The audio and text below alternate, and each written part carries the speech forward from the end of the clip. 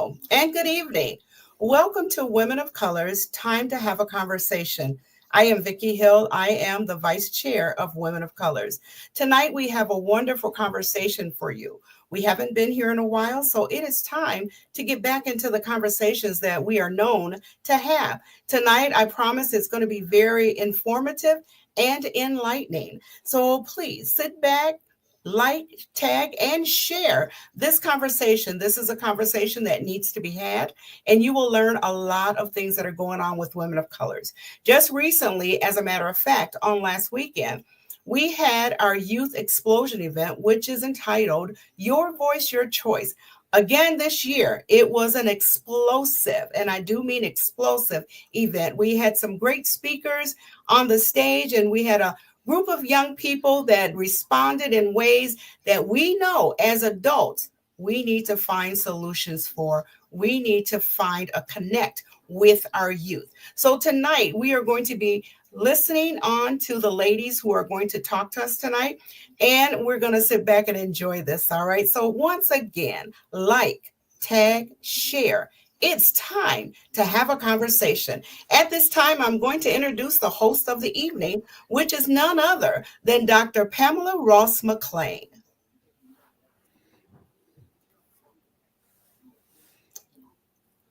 Unmute yourself, Dr. Oh, that helps when you unmute yourself. Good evening, everyone. I am absolutely thrilled to be here with you and our esteemed panelists. The purpose of our talk tonight is to share some information about a community-based participatory research project that Women of Colors led a few years ago that led to some really powerful work in our community that you need to be aware of. So just to set the stage a little bit, Women of Colors was granted a grant that allowed us to figure out by talking to people in the community why African Americans often will go to the emergency room in a crisis situation, but then not follow up with the aftercare. And so our funder wanted us to figure out what might be some of the barriers that would keep people from getting help that they needed. And so we uncovered a number of barriers. Sometimes people felt like they were treated badly, or sometimes they didn't feel like people could relate to them. All that being said, our next task was to figure out what might we do to eliminate those barriers? What might we do to help all people who need follow-up care get that care? And so, alas, we were given the opportunity to hire and train peer advocates or peer support specialists. And so the ladies who are on the panel with me tonight, who are about to introduce themselves, are working on a project because they have lived experience that can help people that sometimes show up in the emergency room in a crisis situation. So, ladies, will you please introduce yourself and share a little bit about the role you play and where you work? Well, I guess I'll begin. Hello, everybody. Good evening. I'm excited to be here tonight to spread the information and the news of what we're doing. My name is Kimberly Moore, and I'm at My Michigan Hospital here in Saginaw in the emergency department, where I work with patients who come in with substance use disorder to find resources and anything that we can do to get them to the next step of treatment. Thank you, Kim. My name is Yolanda Lee. I work at Saginaw Community Mental Health. I am there being a peer support specialist, helping do intakes and eligibility screening. Thank you, Yolanda. And my name is Brianna Freyer. I'm also a peer support specialist at Saginaw Community Mental Health with Yolanda. Hi, my name is Christina Cousins, and I am a wellness advocate within My Michigan Emergency Room, and I help connect patients with resources that can make their life easier. All right. Well, thank you. Well, I must tell you, when I started this research project, I had no idea that I would be involved in the phase that empowered women of colors to not just talk about a problem, but to actually do something about the problem. And so it is my honor to work with this dynamic panel of women who show up every week, just vigilant in their efforts to stand in the gap for people that they can relate to. And so I would love for you all to share what inspired you to want to become a peer support specialist or a wellness advocate? And how has your personal journey shaped the way you are able to support others? So, Well, I guess go ahead. I well for me, having lived experience when I came to Saginaw almost 3 years ago, I came here empty, an empty shell because of my substance use disorder, and I was able to find a new way of life and better myself. And every time I walk into a patient's room and I see them in there, I sit down and I say, there go I, and it gives me the drive and the spirit to just try to work with them and let them know that there is hope on the other side, because I'm a living example of that. So I really do have a passion to do what I do. It feels good to help people. It's just amazing. I never thought that I would be in this position that I am today, but I am very honored to be in this position because you guys have so much trust in me to be able to handle this big project that you have. It's amazing. It really is. Thank you, Kim. Christina. And so, okay. So I got into this work and wanting to help the community because I had an advocate just like myself in the same hospital system that I work with plant that seed of recovery when I thought I had deserved all the pain and misery that I was in, struggling with substance use disorder. I was at the end. The last stop for me was death. And this advocate kind of gave me a little bit of motivation and belief in myself that I could recover. And so giving back in the same way that I received the help is a passion of mine, to go ahead and give that back to the community. So I'm curious, because full disclosure, I didn't know about advocates doing this work in this way. I hadn't really thought about how important lived experience is in helping people who need to see somebody who's the embodiment of hope, that they can do it too. And so I'm curious, when you met your first peer support specialist, did you envision a world where this job would find its way to you to be doing this work? No, I absolutely did not. I could never. I've been well for over 3 years, and never in a million years would I have seen myself in this position or seen this. Like, it was new to have somebody in this space be in my room that's been where I was and came out, on the other side, and then to go ahead and do the same myself. And then all these beautiful people I work with, it's amazing. Well, I'm so glad that this opportunity found you, because I am astounded at what I learn from all of you every week. So, all right, Yolanda, can you share a little bit? Sure.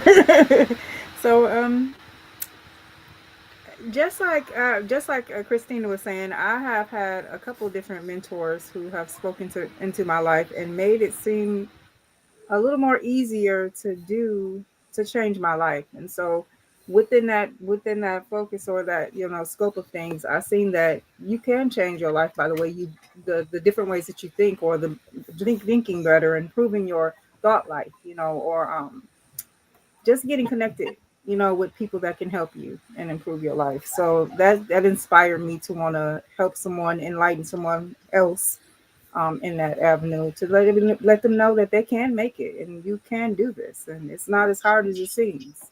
You're not stuck. Thank you for that.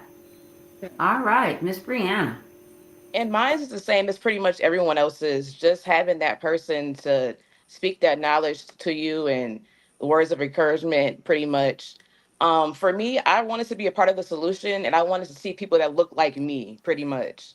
Just other Black women trying to make Black women, people of any race, pretty much, just better, and just make them well. So that was my purpose of becoming a peer specialist. So. So, since you mentioned Black women, right? Mhm.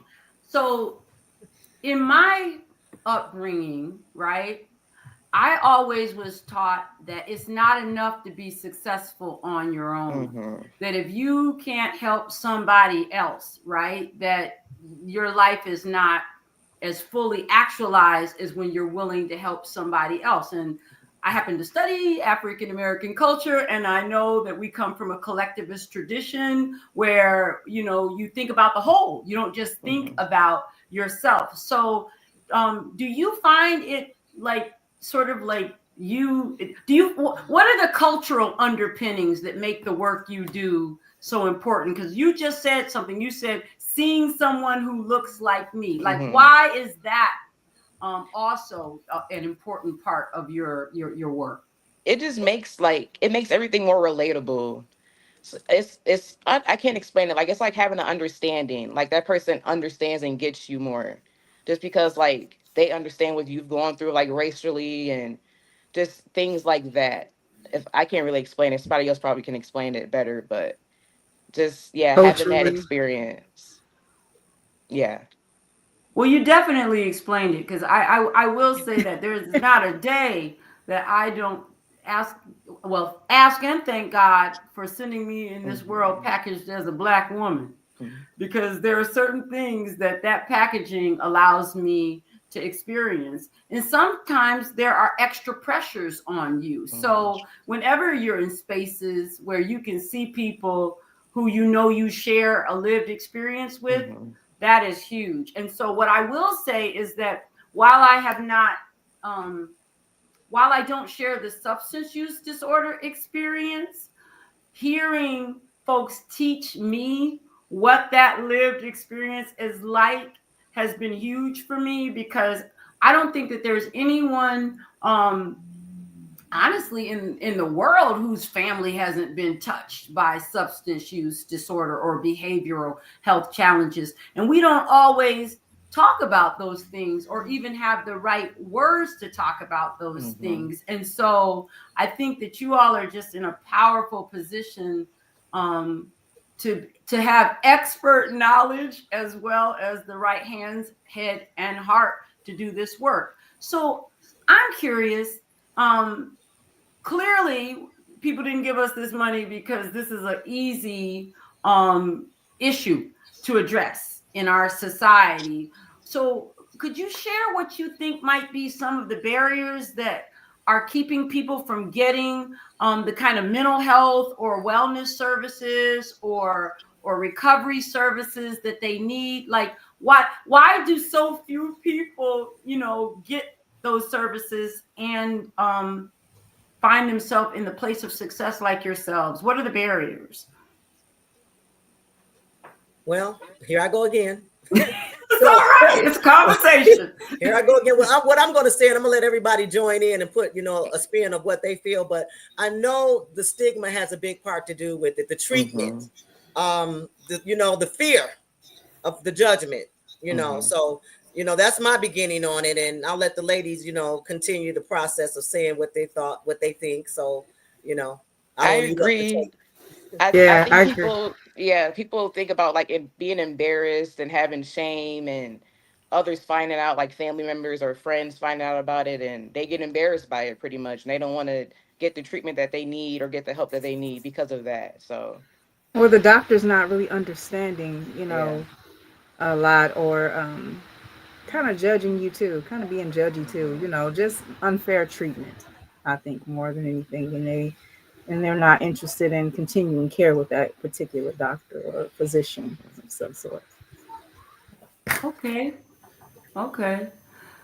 So, all right. So we have some wrong thinking out there Mhm. that causes people to be judgmental and that isn't supportive, which means that people don't necessarily want to get the care they deserve. And then I think I also heard that even when you go to get care, you sometimes feel like the people in charge of helping you are judging you rather than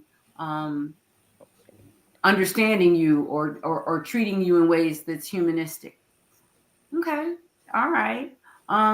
Christina, do you want to add something? Because you said something the other day that just blew my mind about addiction. And admittedly, some things you know more about them if you've lived with them. But and so a lot of people, I'm fascinated by the shift in the semantics. Like we don't, use addicts, or we're changing the late. We're calling this a disease. We're using substance use disorder so that people can understand it in different words and therefore treat it appropriately. And so I forget how you talked about the addiction being the disease. I don't want to paraphrase your words, but it was so powerful. So a lot of the words people use today that are stigmatized, like addict and sober and clean, that draws a lot of attention to the drugs or the alcohol or wherever we feed our addiction with. And you have to remember that the addiction, the drugs and the alcohol and whatever we feed it with, that's what we use to feed and fuel our addiction with. Addiction is already there. It's a symptom of the disease, and it's what we use to fan fuel to that fire, but the addiction is already there, so therefore it's a substance use disorder. I tell you, you can't teach that enough, because when you framed addiction like that, I thought, what do I use to feed my addiction? And Yes. It's mostly food that I shouldn't be eating, but it's nonetheless a thing that I use seriously in times of stress. And so I think that the stigma comes because sometimes people, when they are in a state of active use, I'm trying to use the words I'm using for you, their behavior is hurtful, both to themselves and the people that love them. And so wow. So when you think about how far you've come on your journey, how do you help educate the people around you about how to be a part of helping you to stay well and helping you to move forward and not getting stuck? Because I'm going to tell, as a person who has had people in her life who she loved, who well, before I had better words, I said we're addicts. I'm not going to lie.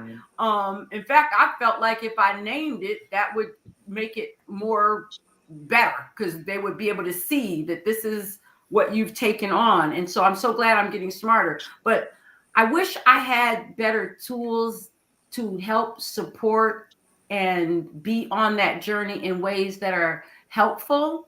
And so I know your work is so powerful in the hospital when you are able to be on those front lines with people. And so I'm curious as to what strategies do you use to help people, and what strategies were helpful to you on your journey that has led you to this place of being one of our success stories? The biggest thing I learned and what I use is, the more I try to think of this disease that I have as being unique to me, and I'm the only one experiencing it, and its power that it has over me is not true. I am not unique. The disease is not unique. And even if someone like you, even if you are not, if you don't have the substance use disorder, you can still identify with it, because like I said, there are people out there that feed the flames of their stress in their life with food, with exercise, with gambling. There are so many ways you can identify with, and the more relatable we are to each other, the more we can speak out about it, and it lessens the shame knowing that there are others out there like us. I agree. Just having that awareness and like not promoting it, but just telling people about it, because it's not like people shame it a lot, and I understand that, but we're all human. It's a part of the human experience for some of us, like us. So we should talk about it a lot more and educate people about it because they need to know about it. So, Yeah, nobody's unique. right. Not when Hmm. it comes to mental health and substance use Hmm. disorder. Everybody suffers from some varying degree. The Right. exact experience may not be the same, but there's a sense of like a tribe to that. Hmm. You know, Listen, there being it's able, a type of people. all right, being able to recognize, that it can be a hindrance, and it's powerful to come out of it. It's so powerful, when you are able to step back and say, wow, I am not in that mess anymore. You know what I Yes. mean? It's so powerful. Dr. Pam, I come to find out that we ourselves, as substance use disorder people and mental health or whatever, we beat ourselves up more than the people around us. So that's a big Mm. barrier and a big thing there. The more we talk about things like this and the more we bring the awareness out, the better the people that are in the active stages Hmm. can understand that it's okay. It's okay to ask for help because there is help out here. And with me and Christina being in the hospital and building a rapport with the staff, as well as the people that we see on a daily basis, we are having some successes. We are having some good things to say about it. And the more we talk about it and the more we educate people to it being a disease and, that it's a symptom of what addiction really is. It's just what we feed our addiction with. It's better services in the community and organizations that we can connect with to help us get this out here would be so much better. And that's why we're here tonight. That's what we're trying to do. I appreciate you sharing this information, and I don't know why we don't like to talk about mental health, or why we don't admit that all of us to some degree might struggle with mental wellness at times, and it's okay to need help. And I think that, and I'm only bringing up the African American tradition because we happen to all be Black women, and because the original research that we set out showed disparities among Black people. Hmm. Right now, some of the things you're saying are universal; they cut across all cultures. But I can tell you that an interesting finding that we had when we were doing the study is people were like, the reason that I'm not getting the help I need is I blame myself. They kind of beat themselves up a little bit. But then some other people felt like they shouldn't need help. They should just rely on the Lord. And don't get me wrong, I rely on the Lord for everything. But I have also found out that sometimes I need other supports to help me get through tough situations, and there's no shame in that. And so I'm just still perplexed about why we haven't normalized talking about mental health challenges and substance use disorder. Like, why do we shy away from that? Why are we afraid to admit when it touches our families or touches ourselves? And yeah. I think it's a pride and ego thing. That's Mm. yeah. Nobody wants to ever admit that something is wrong. That's right. There is something wrong. And And I then think it's so, like I said, it's so brave and so powerful when you can. You can Hmm. say, I don't care what nobody else has to say. I need some help. Something is going on. Something has Hmm. gone wrong. you know? and then You know, there's that stigma where the disease tells you you're the only one going through this. And nobody yeah, likes being singled out, so therefore Right. you don't want to exactly. sound like a crazy person when most people can relate in actuality. Hmm. I hear you. And sometimes, have you ever been trained to think you had to be superwoman? That we don't get to be, you Yes. know, in You need know, of Yeah. help. We got to keep it all together. Hmm. And so thank you for that. I think that the more that we air these issues out and we let people know that they're not alone, the more will normalize it being okay to get help to keep you, well. And I like using that word well, because we should want wellness for everybody. And so when I think about the work you're doing, you've talked a lot about how gratifying it is and what it means to you when you can be, on the front lines and dignifying the folk who are maybe in the throes and need that support. But I'm curious if like, how do you stay on the path to wellness? How do you make sure that you're practicing self-care? Because sometimes when you're seeing people who are struggling or in addiction, it could maybe wear on you. I'm a hyper empath. I can tell you right now, I could not work in the hospital, because every time somebody came in there in pain, I would be feeling the pain and I would be right in that's not my gift. But I admire the fact that you all seem to be doing this work and it enlivens you. But talk a little bit about what you're doing to take care of yourself in this work. So go ahead. Go ahead. Are you sure, girl? Go. Yes. Okay. I don't mind you going.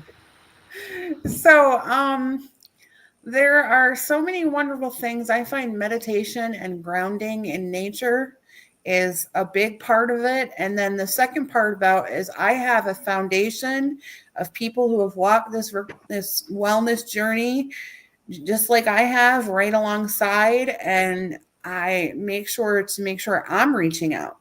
Those resources that I give people in the hospital, sometimes I need to use them too. My other advocates and my peer support specialists up here with me, sometimes I need their help too. So I have to take the same advice that I'm giving. And that can love be it. hard. I agree. Yeah, that could be I hard. love it. Good point. I'm glad you mentioned meditation, because I've started meditating recently, and I must tell you, I am not a good meditator.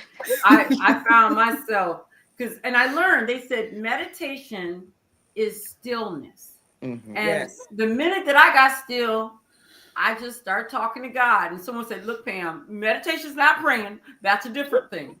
When you are meditating, when you are praying, you're talking, you're uttering. But when you're meditating, you're being still, you're listening, you're going inward. And I thought, okay, I'm going to work on this. And so thank you for sharing that as one of your techniques. Yes.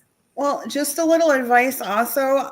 There's a lot of focus meditations. So you can use a mantra, just a simple 2 or 3 word phrase that you use to focus and still your mind. I love did that. not know that. Okay. I don't think I'm a good meditator either, Dr. I know I'm not. So, yeah. But that's Not why my I think gift and we calling. all, we're all allowed to have different stuff that is a part of our self-care regimen. I don't want to call Kimberly out, but Kimberly is like a bright light every time I see her. And she just fills me up with words of wisdom. And something you said the other day, which I would love for you to share about bad moments versus, go ahead. I won't finish.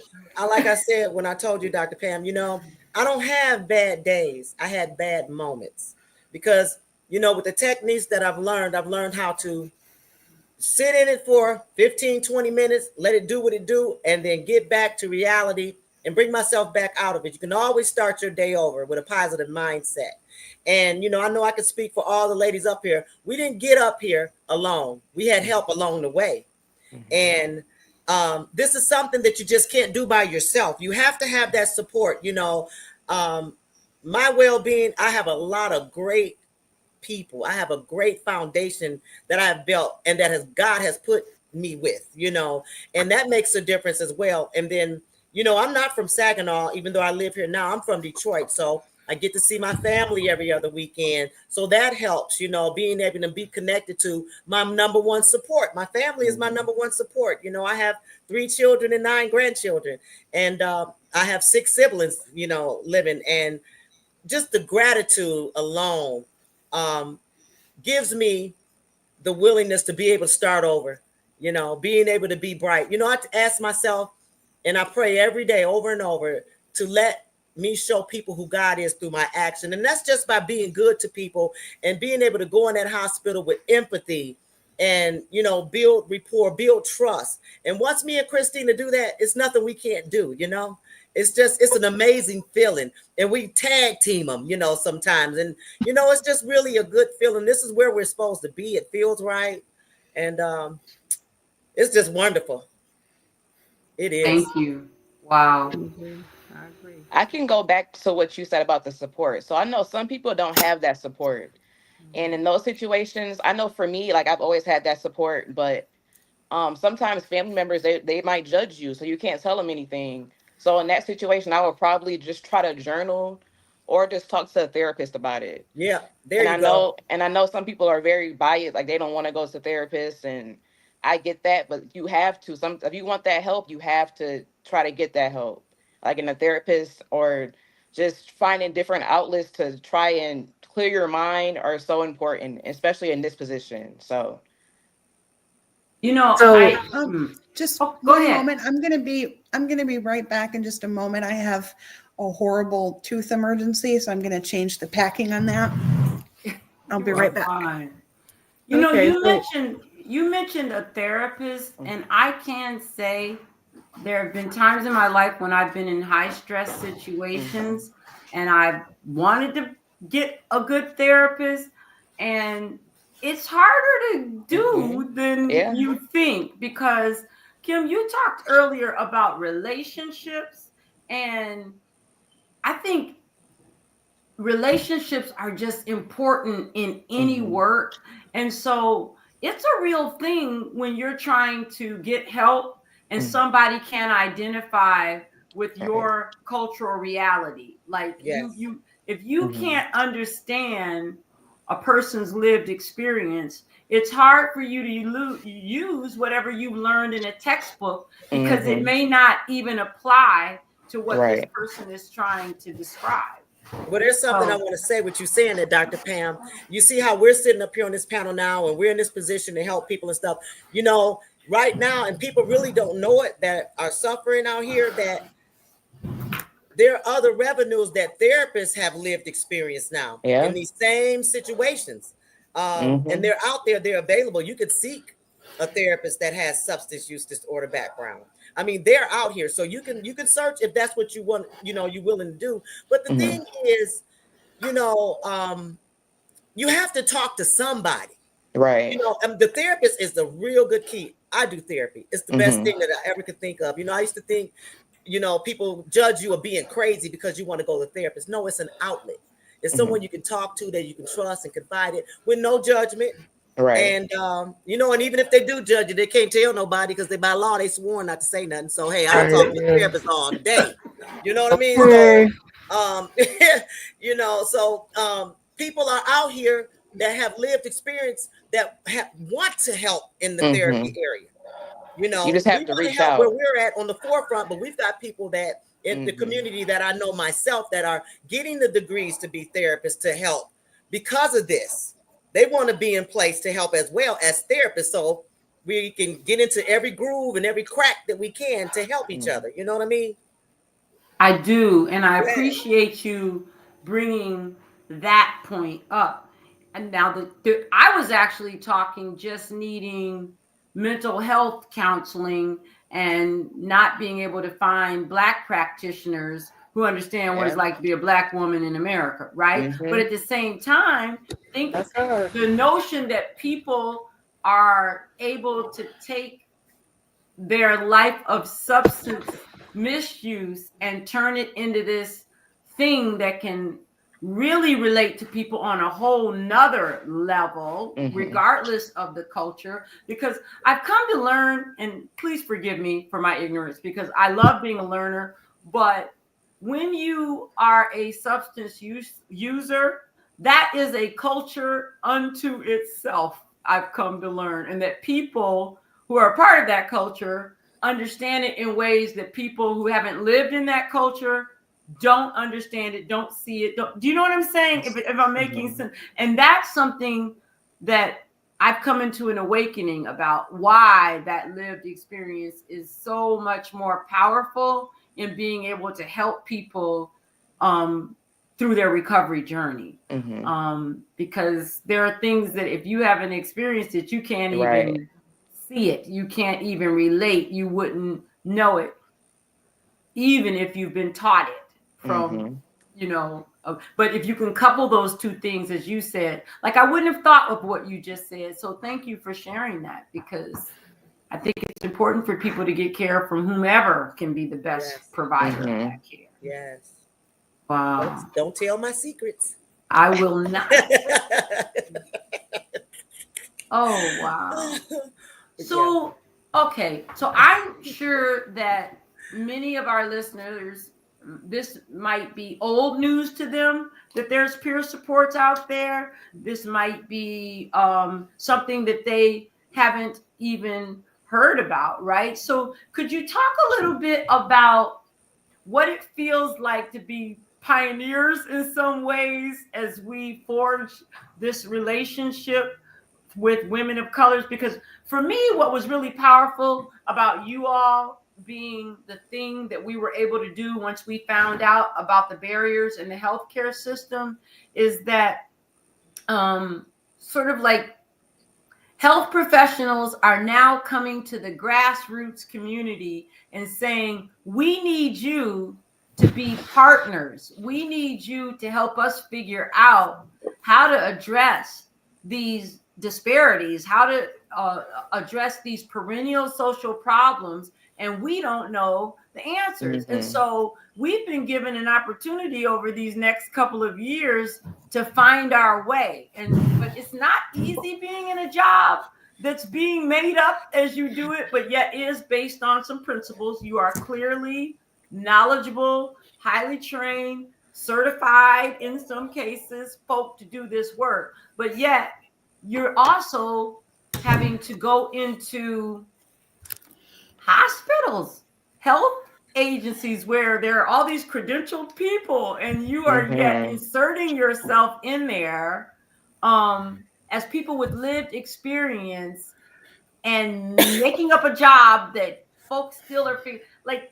Do you understand the question I'm trying to ask? Like, how does it feel to be pioneers? That's what I'm gonna call you. Pioneers in a great space of creating work in a system that's already moving, but needs to be inoculated with knowledge that you and only you bring in some cases. What's that feel like, being those pioneers in those spaces? For me, Dr. Pam, it's work, but it doesn't feel like work. It feels more personal for me.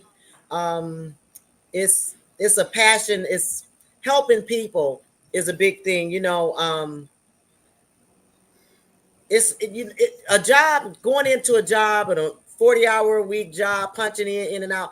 It's a different feeling. It's not that type of vibe for us because nothing's the same. It's not patternized. We don't know what we're going to have from each day, what kind of cases we're going to be looking at. So it's very, very versatile. And we are winging it, but we're winging it in a way that it feels good. It's real humbling to be able to reach out to somebody and have them accept your help and look in somebody's eyes when they say, I want it, I need the help. I mean, I can't even tell you the feeling that goes through my spirit and my soul. And when they say that, baby, we going to work. Me and Christina ain't playing. We do what we have to do to help them. You know what? You said you're winging it.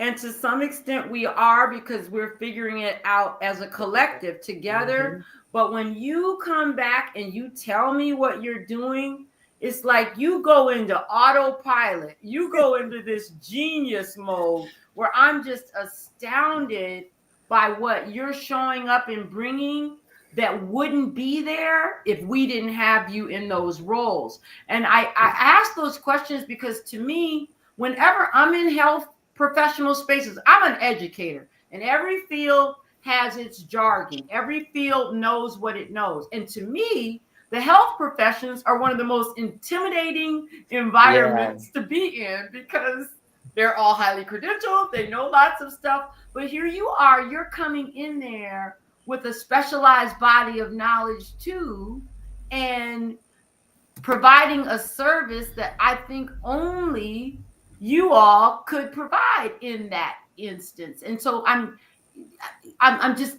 amazed at how you are finding your way in that work and balancing that sometimes potentially intimidation factor, but also sort of standing, tall in the power of what you know, and the impact you're able to have when you can reach somebody and make a way where maybe there wouldn't be one were it not for y'all being there. So I was actually going to say that too. Like I feel intimidated sometimes just because like with our job, like we have master social workers coming in. I have a bachelor's in biology. Like I have nothing mental health at all. So having to like deal with these people, like deal under these people, it definitely it can be intimidating. But when I speak with our patients, our person served, sorry, when I speak with them, and I tell them about my experience, they're just like they take a deep breath and they're just like, okay, like you know what I've gone through, like you can relate. We understand each other pretty much, and it makes you just feel so much better. And they end up just telling you about what they want and their needs and their issues, and you can actually help them. And I mean, it's not. I wouldn't say it's not the same with social workers, but we actually get it. We've been there, so it's I don't know. It's just it feels very rewarding. I'll say that. Yes. Mhm. yeah, I definitely don't want to be someone that seems anti-credential, because I spent a lot of time in school, but I the longer I went, the more I came to know everybody I meet can teach me something, that I can learn something from everybody I encounter. And so to me, I'm coming into the realization that the hallmark of true professionals are people that are humble enough to learn and practice. They should have a good proportion of cultural humility so that they can learn from you. And that's one of the things that we've been asking you to do, is to journal, because your stories in practice are important and other people can learn from what you're experiencing in these health environments. Because I'm going to keep it real. We know that a lot of the patterns in the outcomes for populations that show racial disparities are the result of systemic racism, right? And if we're going to ever disrupt that, people have to be intentional about naming it and then wanting to do something about it. And so I know that healthcare professionals have been leading in that space in terms of trying to get cultural responsiveness in there, and just learning about different cultures and learning about how to be appropriate. But most people don't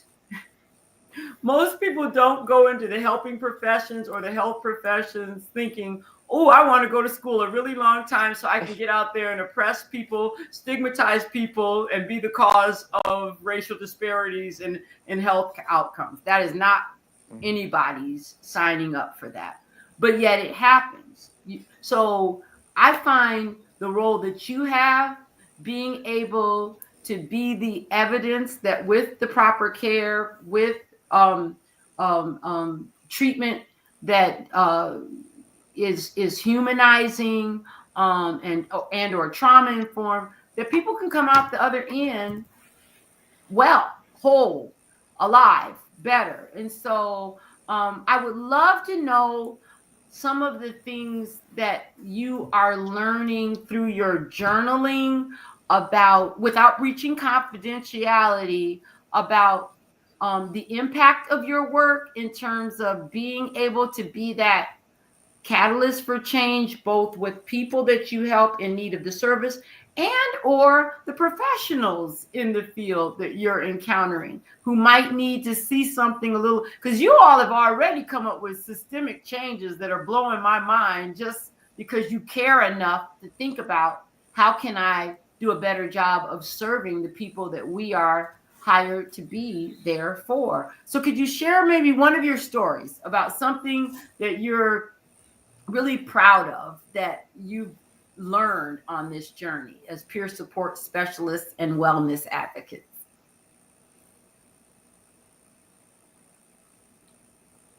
Okay.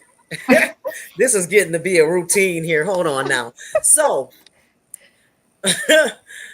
I'm speaking for the hospital, me and Christine, we get a lot of feedback from the nursing staff how they really do appreciate us being there.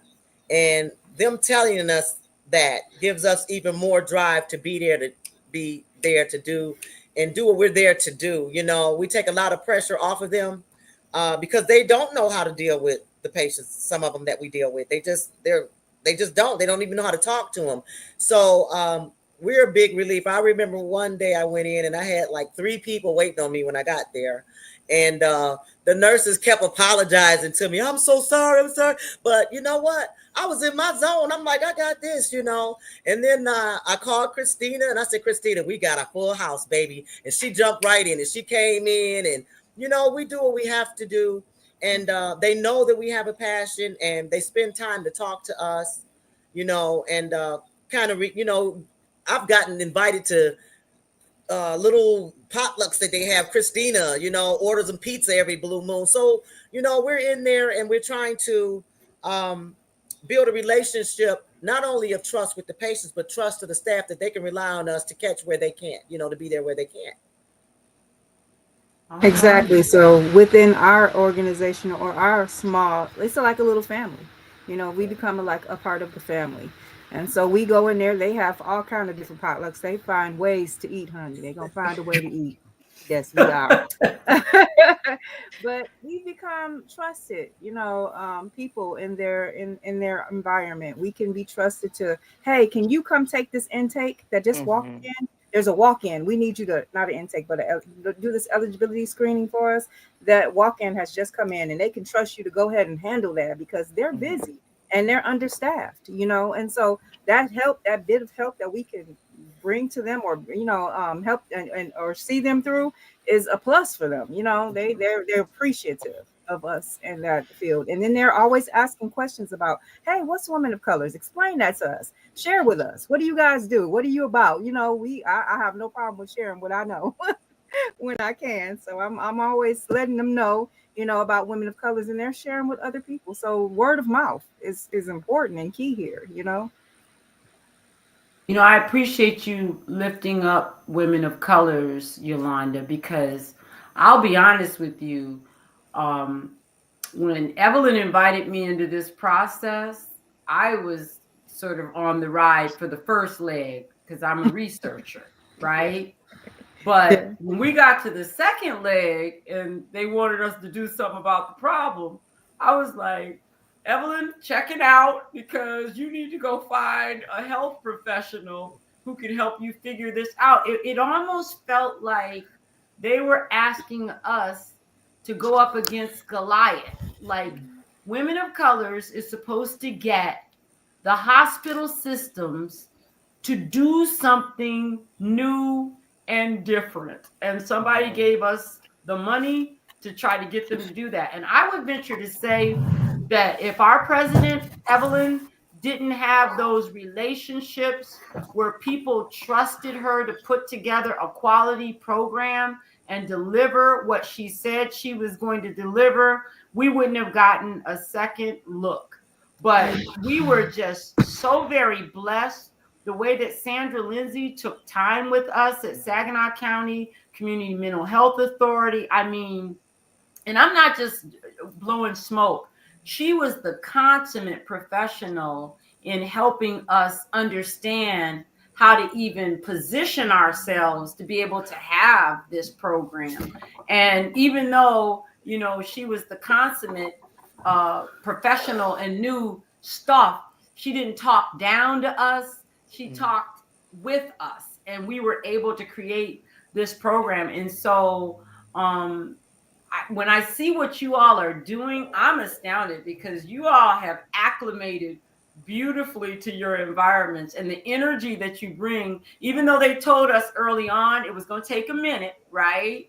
It was going to take a minute for you to get used to it and them to get used to you and to know what you bring. But you've all just acclimated so beautifully. And I'm just encouraged by that, because honestly, this is the first time I've seen people actually up close and personal enact a systemic change. Like, you are creating a difference in a system, and we're able to study that so that maybe we can continue this sort of movement of understanding the value of having peers in those front. Like, usually you think of emergency departments as so chaotic that you don't want to insert people who, you know, aren't experts, but they've expanded what expertise is, and you clearly have that and are making that difference. So yeah, like, more about your stories, because I want people to know about how this work is taking root on the ground in the world and making a difference.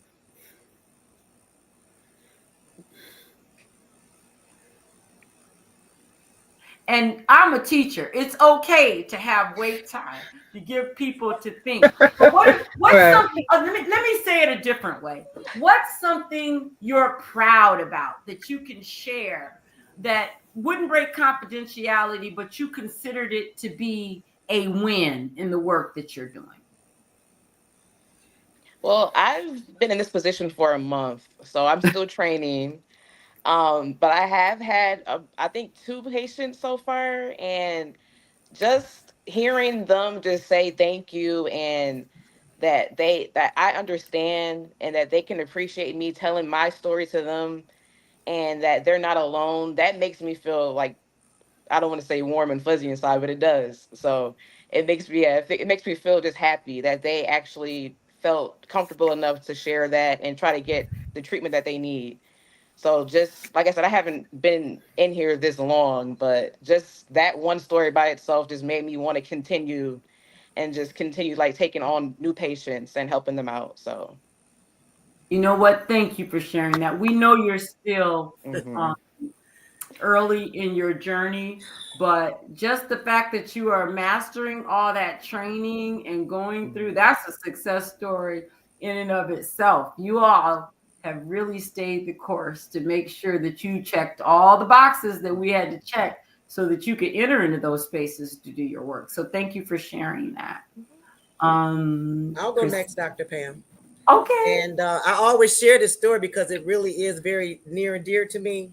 I had a young lady who I, worked with, and she was homeless, and she said she really wanted, help, and you know, it was time. She was tired. She was tired of being tired. So she got to a facility, and went to rehabilitation for 30 days, and she furthered her recovery and going to the same sober living home that I came from. And when I go to visit and see her there, she is doing wonderful. I met her on the first day of the year. And when I met that woman and what happened that day, I knew this year was going to be a good year. And she really is my success story, because every time I see her, my heart just melts to know that where she came from and where she's at now, as of today, she's trying to branch off and start her own business. And she has a very good quality of art. And she has passion today to look further at something that she can do again, which she had absolutely no hope. So that right there is just, it takes it over the top. Every time I see her, I just give her a big hug and just tell her how proud I am of her, because I say, you really did want this, and look at you today. It's just so much gratitude I get from that. And, as many people as I can help to be able to tell a story like that, it's worth it. I don't care if it's one a month, one Mhm. person a day is all it takes, one at a time. Thank you, Kim. We appreciate Um, that. Yeah. so what I'm most proud of in the work that we do is that I utilize the training not just within the hospital space that I do, I use it outside as well. I run into situations and people like just recently, I had a girl who had gone back out into substance use disorder, and she called me and my roommate for help. And because of what I do, I was able to help with the help of another person as well and get her back into treatment. I have this beautiful, big, beautiful home that I was blessed with, and I was able to give her a safe place to stay and see her off the next morning and off to treatment. And that felt really good. And I would not have this house without the job that I have. And I would not have the knowledge and the capability and resources that I do if I had not gone down the career path that I chose to. So being in the position I am in today enabled me to use that outside in my personal life. And, it also helps me in my own wellness journey. Helps keep me grounded and stay focused and remember where I came from and stay humble. That's right. Wow. Thank you. Just so inspiring. Anyone else? Well, I'm going to change the subject a little bit because we whipped through these questions we agreed to talk about relatively quickly. And one of the things that I've come to learn, is that we all have a role that we can play in helping people get on the road to recovery, to stay, in recovery. And when I look back at my life, sometimes I beat myself up a little bit because I've had people that I love who suffered from substance use disorder, and I don't know if I handled myself well. Do you know what I'm saying? I don't know if I had as much patience as I should have had. And I struggle with that because I lost a brother recently to health complications, but it couldn't have helped that he led a use of substance use disorder. And is there anything that you can maybe share with, people who don't have substance use disorder that they can do a better job of in helping people who need the support to either get on the path to wellness or stay on the path to wellness? Because I don't in as much as I know that you all are doing work that is vital and you are able to relate to people and reach them in ways that someone who hasn't walked in those shoes could never possibly be able to do, right? Because that's just, you can relate. But I would like to think there's something that all of us can do so that people who need mental health support and or substance use disorder support have wraparound services, that we're all a part of the solution. Because I'll just let that sit there. What would you give us that maybe would be a call to action that we can all do that can help our community get well? And Kim, you're not going to talk first. I'm going to let one of these other ones talk first. Christina. All right. It's a conversation. Let it flow. So substance use disorder and mental health does not only affect the person that has the disorder, it affects everyone around them. And just talking about it, getting knowledgeable about it, and there is a lovely, people need to have these conversations. And there is another organization that Women of Colors is also partnered with. We do a Stronger Together meeting for family of people that have suffered from substance use disorder. They are called FAN. They are called Face Addiction Now. They used to be Families Against Narcotics. And it's the loved ones, the support of the people that went through the substance use disorder or the mental health problems. They band together and they band together with people that are well to understand and educate other people. So it's just kind of getting the organization names like us out there and letting people know there is a spot for everybody, because this affects, it's a family-wide disorder that affects everybody that you come in contact with. So I whenever you say that, I just appreciate it so much, because so many people have swept these issues under the carpet or normalized them. Do you know what I mean? Like, and it's important, I think, for us to get that word out there that we can talk about these issues and we can all have a role. So thank you for that. I actually have been going to Stronger Together, and it's really been helping me to get rid of some of my, honestly, some of my guilt, some of my hostility. Because when you're in a family of someone who's suffering from substance use disorder or mental health, they take up a lot of the airtime, because parents always, well, some parents in my family, parents always want to give support where it's needed most. And sometimes parents get it wrong. You know, I'm a parent, and I'm doing my best to learn how to be a better parent. And yeah. What can we do? What can we all do? I think the best thing you can do is what you mentioned before. Just be patient, because it's not a straight line. It's plenty of twists and turns. Like, you might go through recovery one day and then might have a relapse the next day. So you have to be patient with that person and just know what they're going through. So educating yourself about like different disorders or different like mental issues, things like that. Like, that's the main thing you can do, is educate yourself and be patient. Always be willing to listen. Yeah. Listen. You know, to Hmm. hear what they're saying, not just um but like you can report when somebody understands that you're listening to them, we can relay what they just said to you. Might not be in the same words, but if they know that you're listening, you know, it makes the rapport better. They feel a little more comfortable and a little more relaxed, and then not judging them, letting them be them, you know, period. Be Yeah. you. Okay. I'm gonna ask a different kind of question, because I'm constantly learning from folk. I love to learn.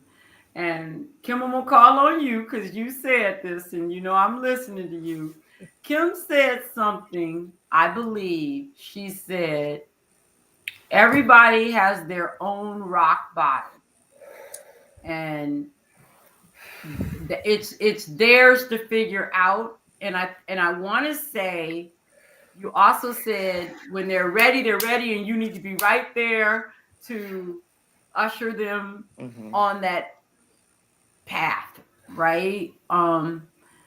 And so I think one of the things that I struggled with as a person who didn't understand substance use disorder is it felt like in my family, we always wanted to put a cushion on the rock bottom.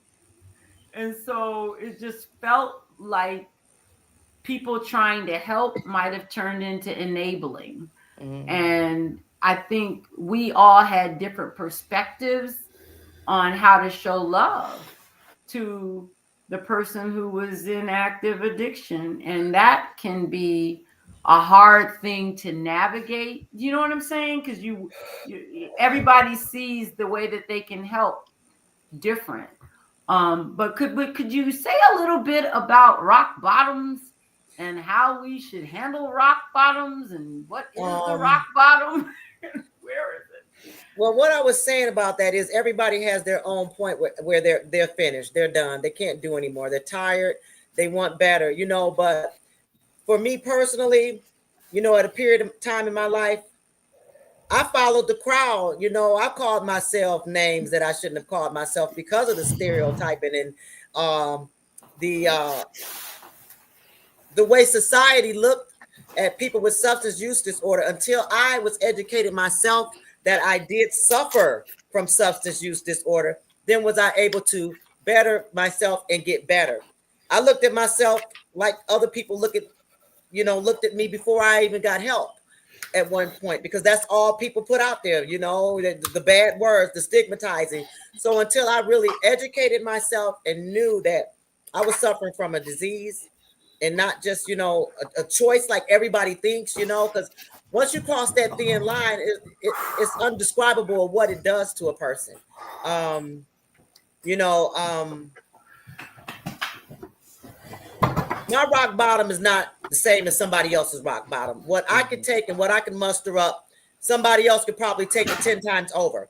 It's an inner thing. It's a personal and inner thing when you know that it's time to do something different. You don't want to die, because there is nothing but death out here. And you look at the numbers and you see all the deaths on a daily basis. That's what makes every second and every minute when somebody say, I want help, important, because people are out here dying. And this is no joke. It's no joke. Daily, and I want to help as much as I can, Dr. Pam. Well, that's evident to me. You know, I don't think I've ever been a part of a team that was as passionate and committed to their work as our team. I mean, you show up and you go above and beyond, and I just am so thankful that you are in the position that you are to make a difference, because you're right. This is a matter of life and death. And if somebody isn't helping people, we don't talk about it enough.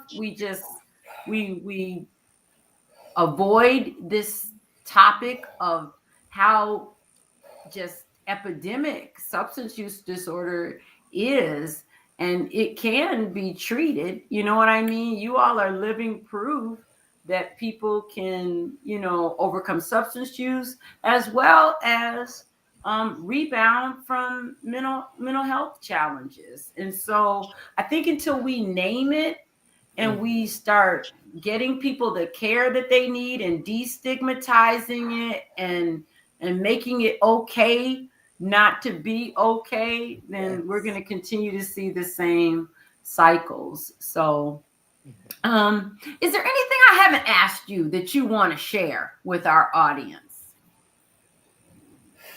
about your work, about your experience in Women of Colors? Yeah. So I know when I started at Women of Colors, I was not doing the best in my own wellness journey. I really was not. I still hadn't found, like, I felt like something was missing. I hadn't found my community. And then when I joined Women of Colors and met Vicky and Evelyn and yourself and all the other wonderful ladies there, Natisha, Kendall, I felt a sense of community. I felt a sense of like-minded people that just wanted to give back and feed and pour into Saginaw. And I've joined that movement. And since then, my life has done nothing but go up.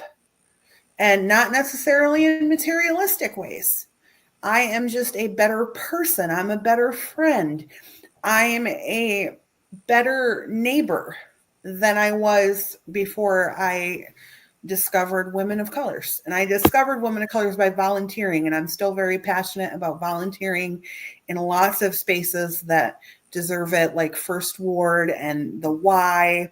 There are so many different great places to just give back to our community. And we don't expect anything much in return, just for people to get better. And so I wanted to touch on some of that, what Christine was saying, because I don't think we express enough about, what has happened in our past. We haven't spoken enough about that. I think more than anything, like she said, being a part of an organization that is so prevalent and so beautiful The women there are beautiful. I mean, what you guys have created with women of color is wonderful. It's amazing, and it amazes me to be a part of it. And Mhm. so within my growth, I still wasn't doing as well as I would have liked to have been when I first started working with women of colors either. I went back to therapy. I've met a black therapist that I really can relate to. We pray together. We, speak about the word together. We do a lot together, and I'm learning a lot. And because I'm a part of your organization, I've come to know some great women, within the Mhm. organization because they have a whole group, Mhm. and including yourself, Miss Dr. Pam. I have enjoyed my whole entire time spent with you. Anytime I spend time with you, it's been wonderful. I've learned a lot. I've grown in so many different ways that it is remarkable to me. One of those people. I was one of those people who was so locked up. I didn't want to share Mhm. anything. I didn't want to talk. I didn't want anybody to talk to me. I didn't want to need anybody. And I have grown in a way that is like I said, unimaginable because now I know I need those people. I go out and search. I'm out here like, hey, I need you. Can I get to know you? And so it's been a life-changing experience, not just coming to women of color, but just knowing that I need, that I am in need of people, and that it's okay. Mhm. That it's okay to need that and to have that, because that's another thing that caused my mental breakdown in the first place. For me to be in a hospital and everything is because I thought I could do it all. I was superwoman. Okay, I didn't need nobody's help. Mm. Yes. So amen. I'm so blessed to be a part of your organization and to know so many great women, that Mhm. have spoken into my life. And like that volunteering part, I do a lot of volunteering. I love to give back. I love to help. It helps me. It empowers me and encourages me. It and makes me better. Mhm. So Thank you for sharing. I'm so Anyone? glad. I'm so glad that Christina brought that up. About being a part of the Women of Colors, because me and Christina have been real close to this journey together. We've been together my whole time here in Saginaw, and she's amazing. And I've seen her from how she's speaking, with the struggle of not finding the click and the niche, but being a part of the Women of Colors and the women that stand up every day and fight for the community and try to do what's good for children and put the awareness out here for so many different things that we do. To be a part of that is amazing. Um, we it's like family. It's like Mhm. it's like family. It really is a good feel, And like I said, when I go to work, I don't go to work. I come to family, and we get the job done, and we love on each other, and we talk, we find solutions, you know and it's amazing. I don't know where I would be without the Women of Colors today. I just don't. I have no idea where I would be, but I know one thing: this is where I'm at. Well, I tell you, um, you ladies are such a gift to me. I have to say that, it's like um, when women of colors found me, I was in a very dark, closed off space. I was not giving myself to the community. And I feel like God planted Evelyn in the right parking lot on the right day to just help me to grow as Mhm. a woman, as a scholar, as a community activist, because sometimes you can get hurt and you can just close yourself off, and and I've learned to protect my mental health because I don't do drama, I don't do mess, I don't do stress. And what I love about Women of Colors is that it has helped me to see that you can have good relationships with other women, because I kind of said women look women can be a little extra, but that's not true. It's like when you meet other solid women who really are on a path of wanting to do good and wanting to treat each other well. I've just really appreciated Evelyn and Vicky's leadership. You know what I mean? We have permission to be ourselves, and it's like when you have these big sisters who check on you and lead by example, accept you as you are, it's a really powerful experience. It really is. And so I'm just like you, proud to be a part of an organization that has a heart for the community and wants to respond to the needs. You don't last for 33 uninterrupted years without, having a heart for the community, without having, God's favor. I'm just amazed at, even just having our own building to go to and share that with our community. I can only imagine what the future holds for us. And you should know, you are a huge part of a growth spurt for us to be able to, have you all be on the front lines and planted in hospitals. Sometimes when I'm down on myself, people think because you got a doctor in front of your name or some letters behind your name that you think you got it all together. I'm a work in progress, just like everybody else. And so it fills me up when you all accept me as I am, and we can do extraordinary things together. You know what I mean? It's like every one of us brings something unique. And sometimes when you share your stories about the things that you've already had to live through, the resilience, our title, Community Advocacy and Resilience Project, your resilience, oh my Lord, it is an inspiration to me. Seriously, when you, Kimberly, when you shared your story, you said, I came to Saginaw with everything I had, in a bag in my hand. And then when you share your testimony of the here and now, seeing Christina get her house, all the beautiful things that have happened for you all is just such a light, to me and to the people who you can say, I'm not just telling you something you can imagine. I'm living proof, so thank you all for being you. That's all I'm going to say, for being you. I just really appreciate you. And Women of Colors is the container that is let me just be in the presence of such dynamic womanhood. So thank you very much. Oh my gosh.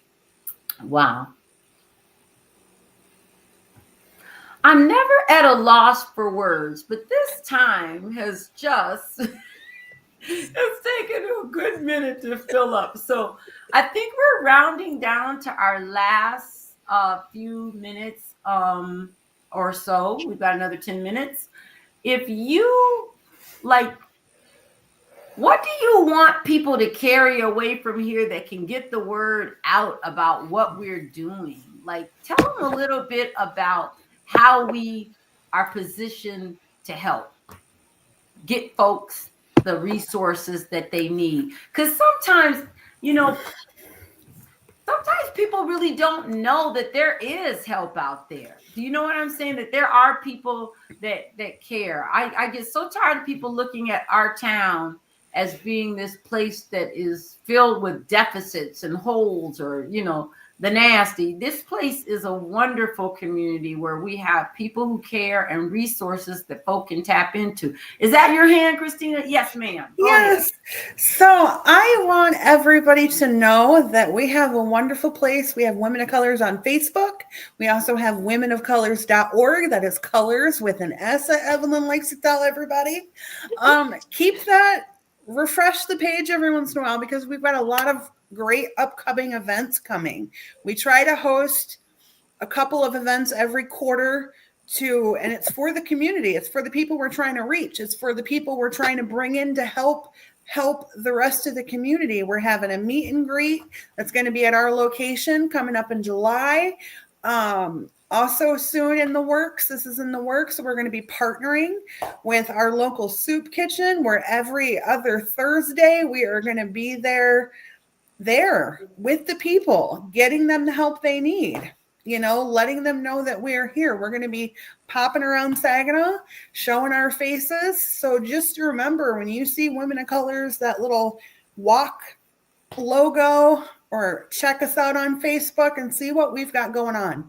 And we like to partner with a lot of the other wellness organizations in this community too, and they've got a lot of things coming up, and events and stuff. So just remember that name, Women of Colors. Check us out. Thank you.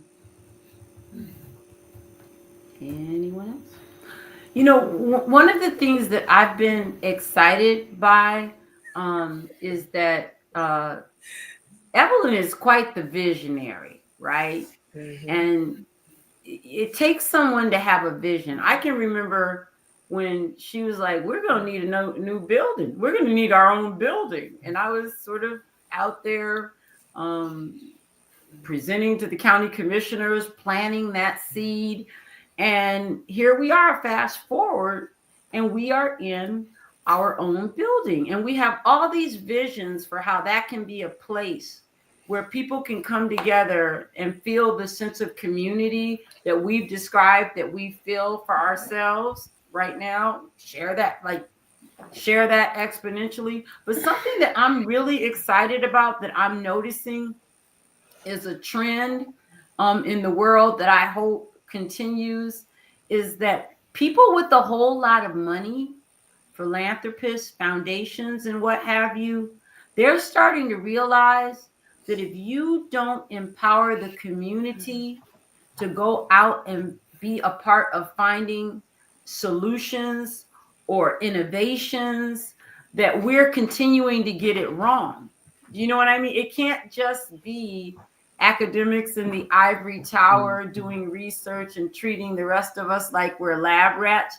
We might need to get on the ground and actually ask people what they need to be a healthy and viable community. And so I'm hopeful that we'll continue to be a flagship, because the phase one work, where we really partnered with other people, where we had shared decision-making authority, where Evelyn and Vicki invited stakeholders to the table and then actually listened to their voices. That's something that we want to continue. Someone very wise once said to me, no one is coming, the wisdom is in the room. And I would say, nobody is coming from the outside to save us. The wisdom is in our community. And being able to see you all turn your stories, which had rough patches, into these victory stories, that's enough evidence to me to know that all things can work together for good. And so I just want to encourage you to keep telling your story, keep showing up, and being the bright light that we need in our community. And hopefully, as Women of Colors continues this work, we will be able to sustain this long into the future, because I don't see a world, well, I wish that there would be a world where we don't have the need, but I think we're always going to need people who are willing to share their story to inspire somebody else's journey. So thank you. Yes. Dr. Pam, I have one more thing that I wanted to put out there. And, Christina talked about all the different things that we're looking to do. But on Thursdays, we're going to try to roll out where we have a call center going on at the main office that we were talking about, that we want to try to get people aware of, that if you're having issues, you can call into the office on that one particular day, because all of us are in the corporate office that day. So we're there to help on both sides, the mental health and the substance use disorder, to try to, see what we can do, even when we're not in the positions where we work at on a day of the week, that we are still able to serve you every day of the week that we can. All right. Thank you for bringing that out, because that is definitely going to be a great help. And I would just like to say thank every one of you for sharing this time with me and sharing your story. It has just been a wonderful time for a conversation. And we are now going to turn it back over to Vicki Hill, and she's going to close us out. All right. Vicki, we can't hear you. Okay. I'm sorry. I want to first thank Dr. Pam for hosting this event, Time to Have a Conversation. And of course, to all of the panelists that were on tonight, you ladies did a wonderful explaining what you are doing in our community. Women of Colors has been in service for 32 years, and we are doing our best in our community to do what we need to do to help our community. Together we stand, divided we fall, but we refuse to fall. All right, so we are doing a lot of great things. Thank you to all the ladies for sharing your stories. I always say your story can become someone else's survival guide. So don't ever hold back on your stories, because you are helping somebody else, whether they tell you or not. You are helping someone else. And the strength that you have, and I'm going to leave you with this. If you have noticed on the bottom of our screen, there are resources for you. You can contact any of these resources if you find that you are in need of them. 211-988-NAMI, Saginaw County Mental Health, and of course, Women of Colors. We are always here to help you. As I listen to each one of the ladies and their stories, I want to say this before I leave. Of course, look for us next month, because we will be on again. But strength don't come from what you can do. It comes from overcoming the things you once thought you couldn't do. Take that with you, pass that along to someone else. Let that be something inspirational for someone else. And once again, Women of Colors thanks you from the bottom of our heart.